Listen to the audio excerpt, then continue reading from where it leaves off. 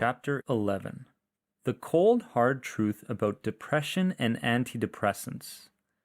I recently read some rather depressing medical news, and that is that antidepressants don't work.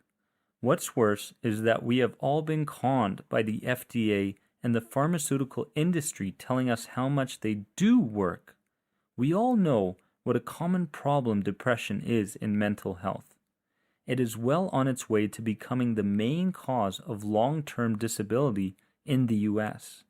I was even more baffled when I read how the drug companies are selectively publishing studies that just show the benefits of antidepressants and not the studies that show that they don't work. No wonder these medications have climbed to the second leading class of all drugs in America. The world has a bit of a warped view when it comes to antidepressants.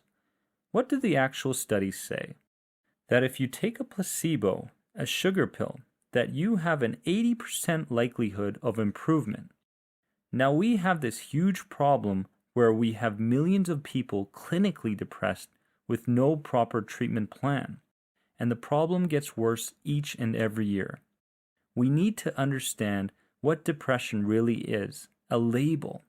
It tells us that you have lost all interest and joy in the many activities of your day, combined with a low mood and sadness most of the time. Sleeping is difficult, you feel hopeless, and you have a difficult time making decisions. This makes sense, but what about the cause of all these symptoms? Is it simply just a matter of brain chemistry, or is it your lifestyle? This is not a problem with a one-size-fits-all solution. Each case actually needs a different approach. But that is not what we are told, is it? If the statistics say that 1 in 10 people are currently on some form of antidepressant, and that the intake of these drugs have tripled in the last decade, it just tells me one thing.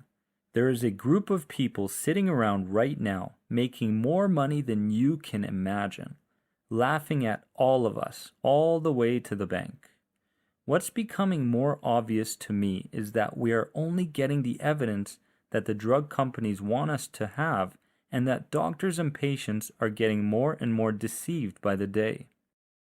This leads to millions of confused people taking antidepressants, suffering further, and getting poorer.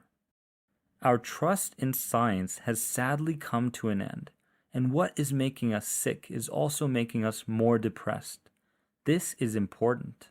I have a friend named Carol, and she suffered from anxiety and depression for years, going from drug to drug, trying to find a cure.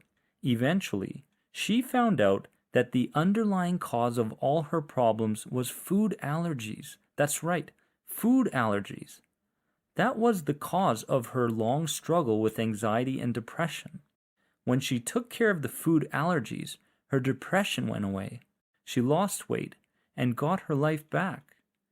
Now she feels and looks amazing and has thrown all of the pills that she was taking away. This is just one single case.